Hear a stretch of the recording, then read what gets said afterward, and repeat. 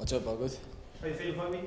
Good, excited, ready to go. I was up in SPG on Monday talking to John and Peter and just asked about, so you've done this before, but back under amateur event, open up 90, said it's kind of a unique situation, got very beneficial for you and your development.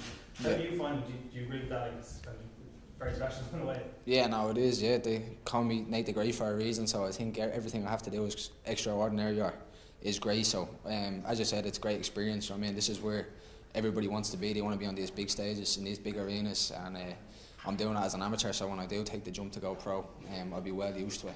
And I've already done it now twice and went out and performed on the highest, on the biggest stage that you possibly can at this level.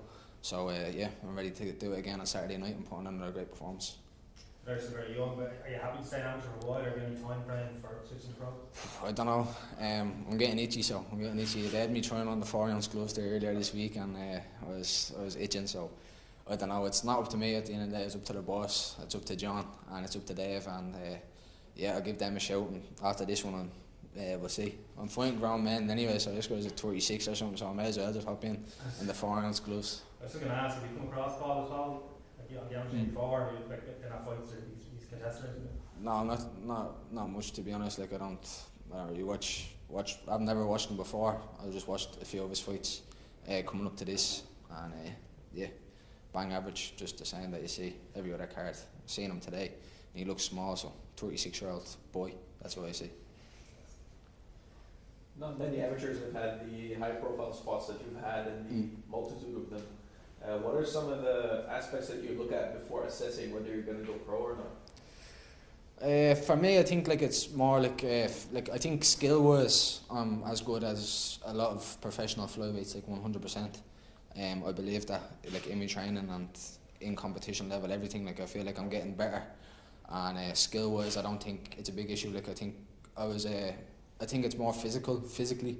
But last fight I fought like a 29-year-old. This fight I'm fighting a 36-year-old, and these are grown men, and I feel like I'm getting physically bigger and stronger every single fight, every single camp. So I think once I feel like I'm fully developed and ready to go in there and fight men, which I'm doing on Saturday. So yeah, I think more physically than skill-wise. Like, cause skill-wise, I'm ready to go 100%.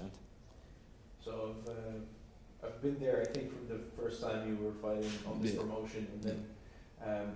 Until now, what is like the biggest lesson that you've learned, I think, like about yourself? I don't know, it's the biggest lesson in general is to just take it all in and enjoy it all, like, because it just goes so quick. Like, we're another fight week now and 2 days out, so I'm trying to just take it all in now and just learn from the first few times to just kind of relax a little bit and slow things down and take it all in and enjoy the experience. So. You find it easier to enjoy the experience now? And like, what are some of the things that that you tell yourself to be able to enjoy the experience more? Yeah, I think like the first time it was so new, like I didn't really know what to expect, and then the second time like it was a lot easier because I'd been there before. I knew what to expect, I knew what I was going into, and now this time around it feels a lot easier than the first 2 times. So I think every time I'm getting a lot better at handling everything, like the media, everything, the whole week of it, and the training camps are getting easier, and I'm feeling better. So yeah, I think I'm just becoming more experienced with the whole process every single fight. Thank you. Nate, so your opponent Paul Nolan represents a step up in class for you here. As you won your previous 2 fights very quickly, do you see this as an opportunity to take the fight a bit longer and show that there's more to your game than we've seen so far? Absolutely not. He's getting finished in the first round, without a doubt. I don't believe he's a step up in competition for me whatsoever. I believe I'm levels above him, and I think I'm going to show that on Saturday night. I think as soon as the first minute or 2 he's going to get freaked out and he's going to say, I shouldn't have signed that dotted line. I feel disrespected as soon as someone signs that contract. He maybe thinks he can beat me. I don't even think he thinks he can beat me, but maybe he has people around him telling him that he can. But Saturday night, first minute, first 30 seconds, he's going to realise he's way out of his depth, and I'm going to finish him early. Fair enough. And now, this is your 3rd fight in a row at a big event, and it's difficult to imagine you fighting on anything other than big events. Yeah. Are you happy with how your career's gone so far, and did you expect to make this much progress so quickly? Yeah, I'm super happy. Like, I think, like, obviously since I'm a kid, I've always had like a target on my back or in the spotlight and people talking about me, negative, good, whatever it may be. So I'm kind of just adjusted to it all now and used to it all. So I always knew that I'd be in big situations like this, big positions like this, fighting on big cards. And as I said, like, I don't think there's any stepping down now. Like, I think I'm showing my level, and not even in the cage, outside the cage. I think I'm like, whenever there's a Bellator card or PFL card and I'm on it, I think people are very interested to see me fight, and the numbers are showing that. So I think every aspect of it now, I'm proving myself to the promotion, and I'm very happy to be on these big cards. Right, and lastly, in your recent appearance on the L Triangle, you said after this fight you'll be looking to call out your next opponent for Bellator London. Yeah. Is this a sign that kind of instead of waiting for fights to be offered to you, that you're going to kind of try to take more control and over your career and your own fights moving forward? Yeah, I was saying that that Malik is not booked up for anything. He's a flyweight. He's an amateur flyweight. He signed with the PFL as well. I think he trains in London. I'm willing to take a trip abroad over to London, to his hometown, and to fight him there. And I think it's a great matchup. So I'm thinking maybe one or two more before I go pro.